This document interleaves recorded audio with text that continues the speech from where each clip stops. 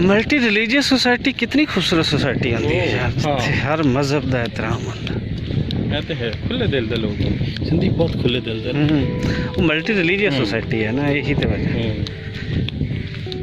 ਮਤਲਬ ਮੈਂ ਇਹ ਦੇਖਿਆ ਨਾਰਮਲੀ ਹੁਣ ਖਾਲਾ ਖਾਲਾ ਜ਼ਰਾ ਵੱਡਾ ਹੈ ਨਾ, ਹਾਂ। ਕੋਈ ਵੀ ਮਰਦ ਆ ਕੇ ਖਾਤੂਨ ਦਾ ਹੱਥ ਫੜ ਕੇ ਉਹਨੂੰ ਪਾਰ ਕਰਾ ਦੇਗਾ। हाँ ਇਹ ਉਹਨਾਂ ਦਾ ਮੈਂ ਦੇਖਿਆ ਕੋਈ ਵੀ ਹੋਏਗੀ ਔਰ ਕਿਸੇ ਉਹ ਇਦਾਂ ਕਰ ਦੇਗੀ। ਮਤਲਬ ਕਸ਼ਤੀ ਤੇ ਜਾ ਰਹੇ ਨੇ ਕਿਉਂਕਿ ਕਸ਼ਤੀਆਂ ਸਾਡੀ ਉਸੇ ਉਧਰ ਵੀ ਕੰਮ ਕਰਦੇ ਕੱਟੀ ਕੁੰਦਰ ਗੱਲ ਸੀ ਉਹ ਆਰਾਮ ਨਾਲ ਆਪੋ ਹੱਥ ਫੜੇਗੀ ਤੇ ਉਹਦਾ ਉਤਰ ਜਾਏਗੀ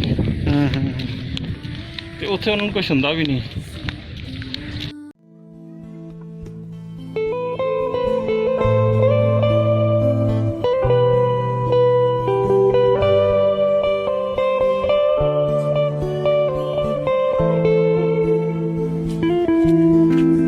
ਜੀ ਦੋਸਤੋ, ਇਹ ਹੈ ਕਰਤਾਰਪੁਰ ਦੀ ਮਾਰਕੀਟ। ਇਸ ਮਾਰਕੀਟ ਦੇ ਵਿੱਚ ਯਕੀਨਨ ਜਦੋਂ ਅਸੀਂ ਪਹਿਲੇ ਆਉਂਦੇ ਰਹੇ ਹਾਂ ਤੇ ਰੌਣਕ ਲੱਗੀ ਹੁੰਦੀ ਸੀ। ਦੁਨੀਆ ਭਰ ਤੋਂ ਜਿਹੜੇ ਸਿੱਖ ਯਾਤਰੀ ਇੱਥੇ ਆਉਂਦੇ ਸੀ, ਅਸੀਂ ਉਹਨਾਂ ਨਾਲ ਤੁਹਾਨੂੰ ਮਿਲਵਾਉਂਦੇ ਵੀ ਸੀ, ਉਹਨਾਂ ਨਾਲ ਗੱਲਬਾਤ ਵੀ ਕਰਦੇ ਸੀ। ਲੇਕਿਨ ਇਸ ਵੇਲੇ ਜਿੱਥੇ ਕਰੋਨਾ ਨੇ ਹਰ ਚੀਜ਼ ਨੂੰ ਬੰਦ ਕੀਤਾ, ਉੱਥੇ ਕਰਤਾਰਪੁਰ ਕੋਰੀਡੋਰ ਵੀ ਬੰਦ ਹੋਇਆ, ਗੁਰਦੁਆਰਾ ਦਰਬਾਰ ਸਾਹਿਬ ਵੀ ਬੰਦ ਕਰ ਦਿੱਤਾ ਗਿਆ ਔਰ ਪਿਛਲੇ 7 ਮਹੀਨਿਆਂ ਤੋਂ ਇਹ ਓਪਨ ਨਹੀਂ ਹੋ ਸਕਿਆ। ਇਸ ਟਾਈਮ ਗੁਰਦੁਆਰਾ ਓਪਨ ਹੋ ਚੁੱਕਿਆ ਹੈ ਲੇਕਿਨ ਮਾਰਕੀਟ ਅਜੇ ਤੱਕ ਬੰਦ ਹੈ। ਇੱਕਾ ਦੁੱਕਾ ਕੋਈ ਦੁਕਾਨ ਜਿਹੜੀ ਹੈ, ਸ਼ਾਪ ਹੈ, ਉਹ ਖੁੱਲ੍ਹ ਗਈ ਹੈ ਔਰ ਇਹ ਲੱਗ ਇੰਝ ਰਹੀ ਹੈ ਜਿਵੇਂ ਐਸਤਾ ਐਸਤਾ ਹੁਣ ਜ਼ਿੰਦਗੀ ਦੁਬਾਰਾ ਉੱਥੇ ਆ ਰਹੀ ਹੈ ਜਿੱਥੇ 7 ਮਹੀਨੇ ਪਹਿਲੇ ਸੀ।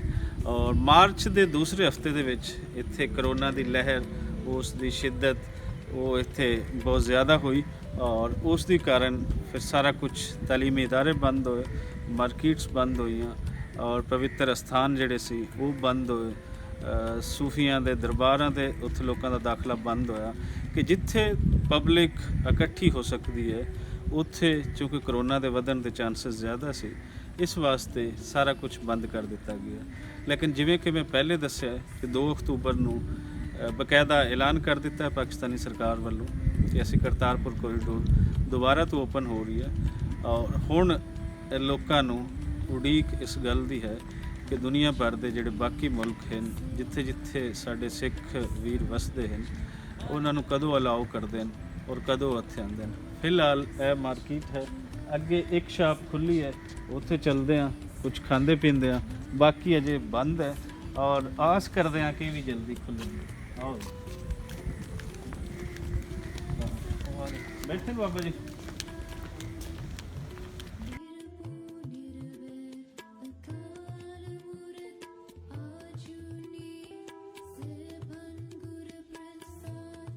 ਮੈਂ ਕੁਝ ਕਾਫੀ ਵਾਹਿਦ ਸ਼ਾਪ ਜਿਹੜੀ ਹੈ ਕਰਤਾਰਪੁਰ ਮਾਰਕੀਟ ਦੀ ਉਹ ਓਪਨ ਹੋ ਚੁੱਕੀ ਹੈ। ਤੁਸੀਂ ਇੱਥੋਂ ਰਿਫਰੈਸ਼ਮੈਂਟ ਵਗੈਰਾ, ਕੋਲਡ ਡਰਿੰਕ ਵਗੈਰਾ, ਬਿਸਕਟ, ਉਹ ਤੁਸੀਂ ਸਾਰਾ ਕੁਝ ਲੈ ਸਕਦੇ ਹੋ। ਔਰ ਇਹਦੇ ਨਾਲ ਅਗਰ ਅਸੀਂ ਅੱਗੇ ਦੇਖਦੇ ਹਾਂ, ਮੈਂ ਕਹਾਂਗਾ ਫੈਸਲ ਅਲੀ ਨੂੰ ਕਿ ਉਹ ਦਿਖਾਏ, ਉਹ ਸਾਰਾ ਕੁਝ ਬੰਦ ਹੈ। ਲੋਕਾਂ ਦੇ ਨਾਲ ਖੂਬਸੂਰਤੀ ਹੁੰਦੀ ਹੈ, ਲੋਕ ਹੀ ਸ਼ਹਿਰ ਵਸਾਉਂਦੇ ਨੇ, ਲੋਕ ਹੀ ਬਾਜ਼ਾਰ ਵਸਾਉਂਦੇ ਨੇ। ਸੋ ਇਹ ਖੁੱਲ੍ਹ ਗਿਆ ਤੇ ਚੰਗਾ ਲੱਗ ਰਹੀ ਹੈ। ਇੱਥੋਂ ਤੁਹਾਨੂੰ ਕੋਲਡ ਡਰਿੰਕ ਅਸੀਂ ਲੈਂਦੇ ਹਾਂ ਤੇ ਬਾਕੀ ਤੁਹਾਡੇ ਨਾਲ ਫਿਰ ਮੁਲਾਕਾਤ ਹੋਵੇਗੀ।